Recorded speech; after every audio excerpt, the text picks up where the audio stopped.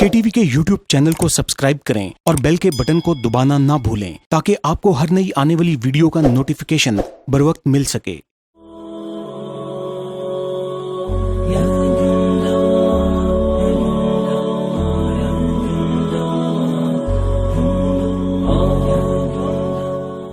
نحمد ونصلی ونسلم علی رسولہ الکریم، اما بعد، اعوذ باللہ من الشیطان الرجیم، بسم اللہ الرحمن الرحیم۔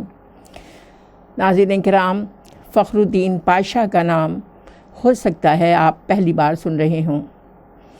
یہ خلافت عثمانیہ کے وہ بہادر جرنیل تھے جو اکیلے تنے تنہا عرب باغیوں، برطانیہ اور اس کی اتحادی فوج سے 72 دن تک لڑتے رہے، اور بعد میں برطانیہ نے ان کی بہادری سے متاثر ہو کر انہیں ٹائیگر آف دا ڈیزرٹ یعنی صحرائی چیتا کا خطاب دیا، جبکہ اسلامی تاریخ فخر الدین پاشا کو مدینہ کا محافظ کے نام سے یاد کرتی ہے۔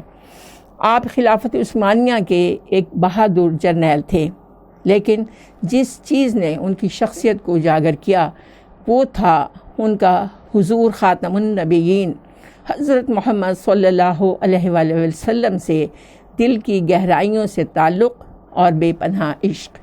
خواتین و حضرات، پہلی جنگ عظیم کے دوران برطانیہ تقریباً ہر محاذ پر سلطنت عثمانیہ کے ہاتھوں شکست پر شکست کھاتا جا رہا تھا، تو جنگ کا پاسا پلٹنے کے لیے برطانیہ نے ایک چال چلی۔ اس نے شریف مکہ حسین بن علی کو، جو حجاز کا گورنر تھا، لالچ دے کر اپنے ساتھ ملا لیا کہ جنگ کے اختتام پر اسے مسلمانوں کا خلیفہ بنا دیا جائے گا۔ شریف مکہ نے خلافت عثمانیہ کے خلاف بغاوت کر دی۔ مکہ اور جدہ پر قبضہ کر کے وہ انگریز اور فرانسیسی فوجوں کو ساتھ لے کر مدینہ شریف کی طرف بڑھا۔ اس نے بدنام زمانہ جاسوس لارنس آف عربیہ کو بھی اپنے ساتھ ملا لیا اور 1916 میں مدینہ شریف کا محاصرہ کر لیا، لیکن 1919 تک یہ مدینہ میں داخل نہ ہو سکے، کیونکہ انہیں مدینہ شریف کے عثمانی مجاہدوں کی طرف سے سخت مزاحمت کا سامنا کرنا پڑ رہا تھا۔ اس وقت مدینہ شریف کا دفاع ایک عثمانی سپہ سالار فخر الدین پاشا کے زیر نگرانی تھا، جو انتہائی دلیر اور صاحب ایمان شخصیت تھے۔ مدینہ منورہ کے شہری انہیں ان کی دلیری اور حسن انتظام کی وجہ سے بہت پسند کیا کرتے تھے۔ ایک طرف سلطنت عثمانیہ کے اتحادی بلغاریہ نے ہتھیار ڈال دیے اور اس کی دیکھا دیکھی جرمنی نے بھی ہتھیار ڈال دیے، اور یوں بالآخر سلطنت عثمانیہ کو بھی برطانیہ اور اس کی اتحادی افواج کے سامنے ہتھیار ڈالنے پڑے۔ لیکن بہادر فخر الدین پاشا نے ہتھیار نہیں ڈالے اور برابر مقابلہ کرتے رہے۔ مدینہ شریف کو رسد پہنچانے والی ٹرین انگریز پہلے ہی ناکارہ بنا چکے تھے، اور اس طرح فخر الدین پاشا کو باہر سے امداد پہنچنے کے تمام راستے بند تھے۔ اس محاصرے کے دوران مدینہ شریف پر تقریباً 130 بار حملہ کیا گیا، اور 30 اپریل 1918 کو مدینہ شریف کی مقدس زمین پر 300 بم برسائے گئے۔ اس شدید حالت جنگ میں کھانے پینے کی اشیاء ختم ہو چکی تھیں۔ فخر الدین پاشا اور اس کی فوج ٹڈیاں کھاتے رہے، لیکن ہتھیار نہیں ڈالے۔ اور خواتین و حضرات، ہتھیار نہ ڈالنے کی بنیادی وجہ کیا تھی؟ اس بارے میں ایک ترک مصنف لکھتا ہے کہ ایک مرتبہ 1918 میں جمعے کے دن فخر الدین پاشا مسجد نبوی میں نماز کے دوران خطبہ دینے کے لیے ممبر کی سیڑھیوں پر چڑھنے لگے تو آدھے رستے میں ہی رک گئے، اور چہرہ حضور صلی اللہ علیہ وآلہ وسلم کے روضہ مبارک کی طرف کرتے ہوئے عرض کیا، اے اللہ کے رسول صلی اللہ علیہ وآلہ وسلم، میں آپ کو کبھی نہیں چھوڑوں گا۔ اس کے بعد فخر الدین پاشا نے نمازیوں اور مجاہدین سے ولولہ انگیز خطاب کیا، مسلمانوں، میں تم سے حضور صلی اللہ علیہ وسلم کا نام لے کر جہاد کی اپیل کرتا ہوں، جو اس وقت میرے گواہ بھی ہیں۔ میں تمہیں یہ حکم دیتا ہوں کہ دشمن کی طاقت کی پرواہ نہ کرتے ہوئے حضور صلی اللہ علیہ وآلہ وسلم کا اور ان کے شہر کا آخر تک دفاع کرو۔ اللہ تعالی ہمارا حامی و ناصر ہو، اور حضور صلی اللہ علیہ وآلہ وسلم کی برکت ہمارے ساتھ ہو۔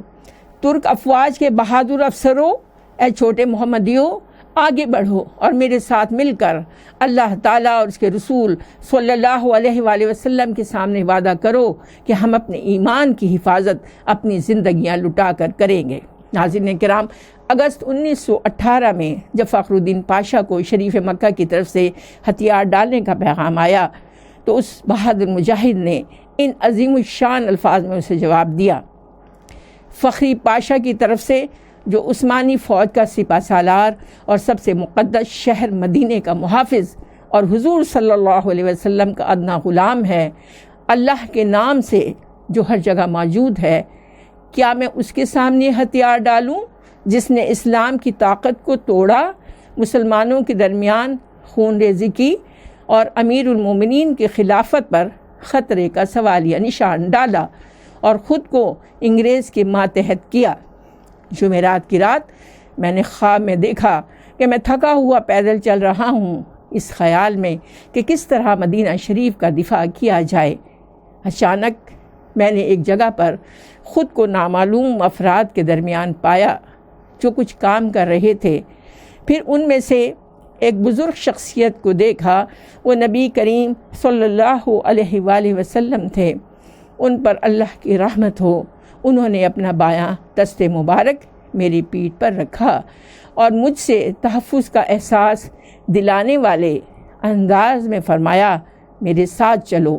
میں ان کے ساتھ 3-4 قدموں تک چل پڑا اور پھر بیدار ہو گیا۔ میں فوراً مسجد نبوی صلی اللہ علیہ وآلہ وسلم گیا اور ان کے روضے کے قریب اپنے رب کے حضور سجدے میں گر پڑا اور اللہ تعالیٰ کا شکر ادا کیا۔ اب میں حضور صلی اللہ علیہ وآلہ وسلم کی پناہ میں ہوں جو میرے سپہ سالار اعلیٰ ہیں۔ میں مدینہ کی عمارتوں، سڑکوں اور اس کی حدود کے دفاع میں دل و جان سے مصروف ہوں۔ اب مجھے ان بیکار پیشکشوں سے تنگ نہ کرو۔ 30 اکتوبر 1918 کو سلطنت عثمانیہ نے ہتھیار ڈالنے کے بعد فخری پاشا کو پیغام بھیجا کہ تم بھی ہتھیار ڈال دو، لیکن فخری پاشا نہ مانے اور ڈٹ کر لڑتے رہے۔ اس طرح جنگ ختم ہونے کے باوجود یہ صحرائی چیتا، یہ عاشق رسول صلی اللہ علیہ وسلم 72 دنوں تک اکیلے عرب باغیوں، برطانیہ اور اس کے اتحادیوں سے لڑتے رہے اور اپنے چھوٹے سے دستے کے ساتھ مدینہ شریف کی حفاظت کرتے رہے۔ آخر کار ان کے اپنے ہی ساتھیوں نے تنگ آ کر انہیں پکڑ کر دشمن کے حوالے کر دیا۔ 4850 گھروں کو جنہیں فخر الدین پاشا نے تالے لگوائے تھے انہیں توڑ کر لوٹ لیا گیا۔ اس کے بعد خواتین و حضرات، فخر الدین پاشا نے 2 سال مالٹا قید میں گزارے اور 1921 میں رہائی ملنے کے بعد دوبارہ ترک فوج میں شامل ہوئے۔ یونان اور فرانس کے خلاف جنگیں لڑیں۔ بعد ازاں افغانستان میں ترکی کے سفیر رہے اور 22 نومبر 1948 کو دل کا دورہ پڑنے کے باعث خالق حقیقی سے جا ملے۔ ان کی خواہش کے مطابق انہیں استنبول میں دفن کیا گیا۔ معزز ناظرین، فخر الدین پاشا ہمارے ان بے مثال شیر دل مجاہدین میں سے ہیں جنہوں نے اسلامی تاریخ میں اپنی بہادری، جرت، دین سے محبت اور عشق رسول صلی اللہ علیہ وسلم کا ایک لازوال باب تحریر کیا۔ ضرورت اس امر کی ہے خواتین و حضرات کہ آج ہم ایسا ہی مثالی جذبہ، ایسا ہی بے پناہ ولولہ اور ایسی عقابی روح پیدا کریں اپنے اندر، اپنی آج کی اس موجودہ نسل اور اپنے بچوں میں۔ آج بے شمار بیکار مشاغل میں الجھے ہوئے ان بچوں اور نوجوانوں کے سامنے اپنی سنہری اور سرسبز و شاداب تاریخ کی کبھی نہ مٹنے والی یادوں کو تازہ کیجیے۔ اپنے عظیم الشان آباء و اجداد کے ایمان افروز کارناموں کو زندہ کیجیے اور ایسی نسل تیار کیجیے جو حضور خاتم النبیین حضرت محمد صلی اللہ علیہ وسلم کے دین، ان کی حرمت اور ان کی ناموسی پاسبانی کے لیے سر دھڑ کی بازی لگا دے۔ پروگرام کے اختتام پر ناظرین، ہم آپ سے اجازت چاہیں گے اس خوبصورت اور جامع دعا کے ساتھ کہ اللہ کریم آپ سب کو وہ تمام خیرات عطا فرمائیں جو حضور خاتم النبیین حضرت محمد صلی اللہ علیہ وآلہ وسلم کو عطا فرمائیں اور ان تمام شرور سے محفوظ و مامون فرمائیں جن سے حضور خاتم النبیین حضرت محمد صلی اللہ علیہ وآلہ وسلم کو محفوظ و مامون فرمایا۔ سبحان ربک رب العزت عما یصفون وسلام علی المرسلین والحمد للہ رب العالمین.